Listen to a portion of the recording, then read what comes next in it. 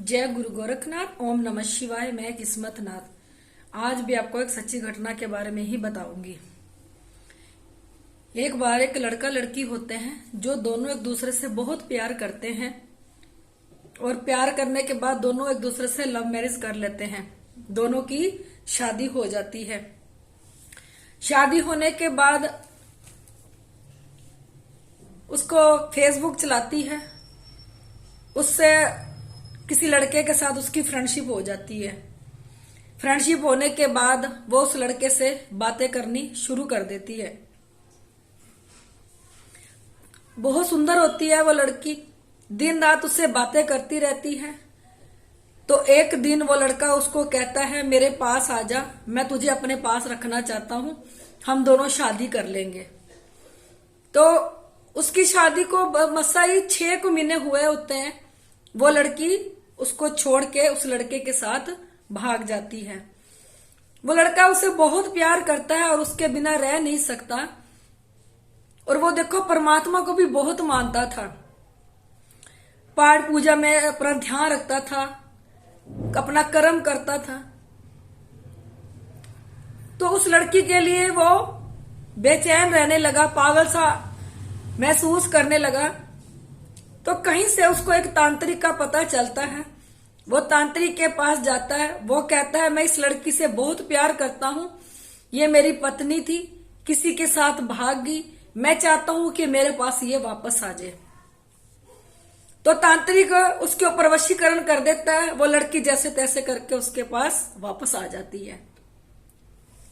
तो फिर से वो दोनों इकट्ठे रहने लग जाते हैं। एक दिन वो अपने टेलीविजन में सत्संग सुनता होता है। तो उस सत्संग में बताते हैं कि कभी भी किसी पे वशीकरण करके मत लाओ, अपनी मर्जी से वो आके आपके साथ रहे, वो ज्यादा अच्छा है। क्योंकि देखो, जिसके ऊपर वशीकरण लेके आएंगे करके, वो एक जिंदा लाश है। तो हम एक जिंदा लाश के साथ रह तो रहे हैं, प्यार तो कर रहे हैं, पर उसको तो नहीं पता सामने वाले को। आपने वशीकरण करके बुलाया, वो आपको पता है, सामने वाले को नहीं पता।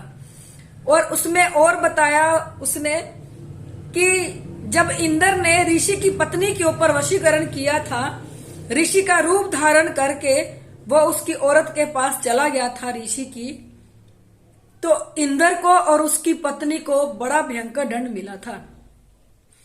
क्योंकि ऋषि को पता चल गया था कि वशीकरण हुआ।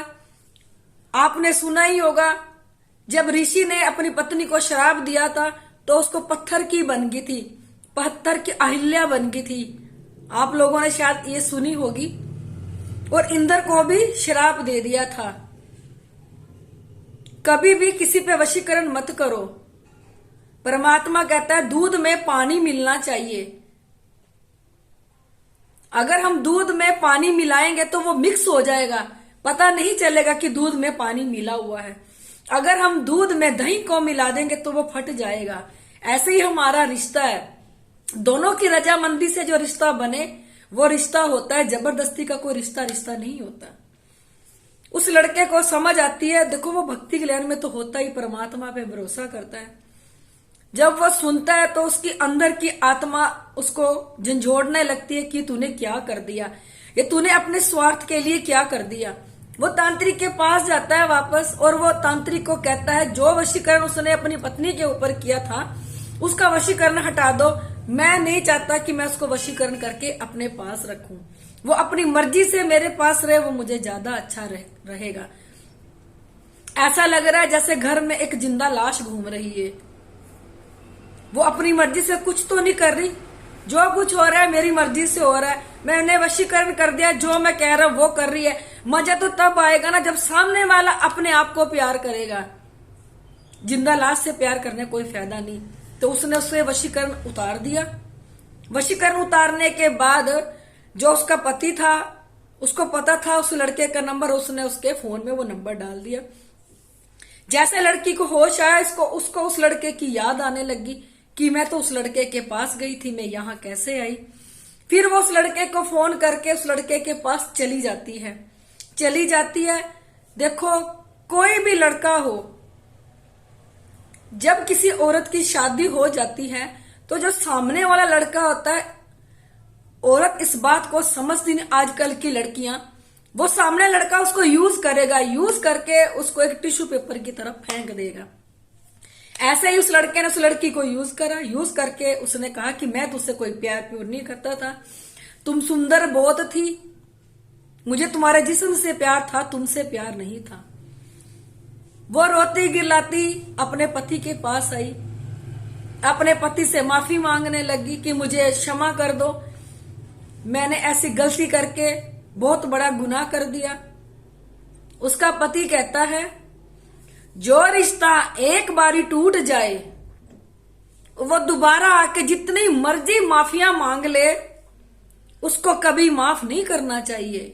क्यों? क्योंकि अगर उसने धोखा दिया एक बारी, वो दोबारा भी दे सकती है, वो दोबारा भी धोखा देके जा सकती है।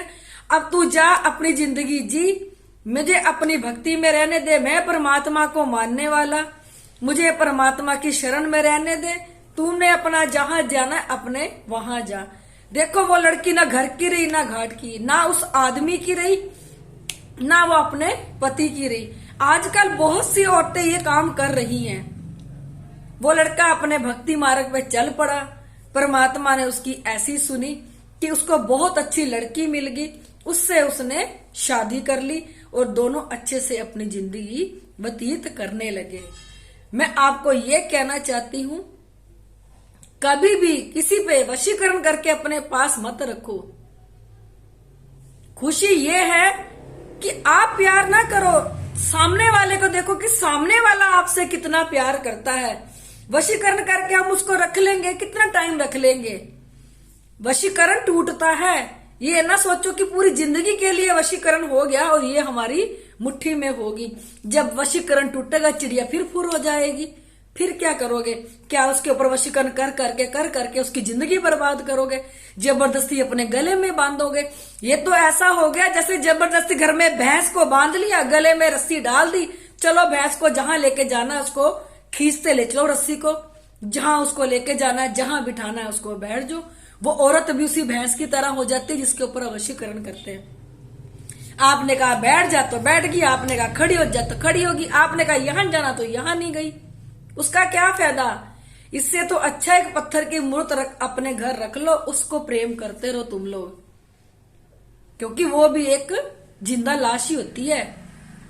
मजा तब है अपनी मर्जी से कोई प्रेम करे, अपनी मर्जी से तुम्हारा कोई साथ दे, जबरदस्ती का साथ कोई साथ नहीं होता। मैं बार बार यही कहती हूँ, वशीकरण मत करो। वशीकरण करने से कुछ भी हासिल नहीं होगा, जिंदगियां दो खराब हो जाती हैं। जब वशीकरण टूटता है तो कुछ भी पल्ले नहीं पड़ता। देखो, समझाना मेरा फर्ज है, मानना ना मानना आपकी मर्जी है। मैं अपनी हर वीडियो में कहती हूँ, इसमें भी कह रही हूँ, यहाँ गुरु गोरखनाथ और भोलेनाथ साक्षात प्रकट हुए थे। यहाँ पे हर सूक्ष्म से सूक्ष्म चीज को देखा जाता है, जो हमारी बॉडी के अंदर हमारी नसों में रम जाती है, हमारे खून में रम जाती है, हमारी नसों को ब्लॉक कर देती है और हमारी नसों में ऐसी ऐसी बीमारियां लगा देती है जिसका भी हमें पता नहीं चलता और हमारा चलता फिरता बीमारियों का घर बन जाता है। डॉक्टर की दिखा दिखा के थक जाते हैं, शरीर सूख जाता है, किसी का शरीर फूल जाता है, पर कोई भी समझ नहीं पाता। जिसका शरीर फूल गया डॉक्टर कहते हैं थायराइड है, जिसका शरीर सूख गया उसे कहते हैं सूखने वाला थायराइड है। किसी को ये तो नहीं पता कि इनके अंदर सूक्ष्म से सूक्ष्म चीज बैठ के इनको सुखाती जा रही है। ना किसी डॉक्टर की दवाई लगेगी, ना कुछ लगे। देखो, कुछ कर्मों की मार होती है। जब कोई किसी के साथ बुरा करता है, किसी का बुरा देखता है, देखो उसके ऊपर कर्मों की मार होती है और किसी के ऊपर इन नेगेटिविटीज की मार होती है। कलयुग है, यहाँ परमात्मा का नाम जपो, यहाँ कर्म चलते हैं। यह कलयुग में शक्तियां नहीं चलती, ना परमात्मा अपनी शक्ति दिखा सकता है, ना यहाँ शक्तियां चलेंगी। कलयुग में एकमात्र कर्म चलते हैं। परमात्मा कर्मों पर डिपेंड करता है कि तुमने क्या करना है। अच्छे कर्म करने हैं, वहां अच्छी आपको मिल जाएगा। बुरे कर्म करोगे तो बुरे कर्मों के हिसाब से आपको सजा मिल जाएगी। वो आप लोगों पर डिपेंड करता है कि आपने अच्छे कर्म करने हैं कि बुरे कर्म करने हैं। अगर आप नीचे मेरा नंबर दिया है, जो भी इस नेगेटिविटी से परेशान है, कॉल करना। अगर आप लोगों को मेरी वीडियो अच्छी लगती है, इसे लाइक, सब्सक्राइब और शेयर जरूर कर दिया करो।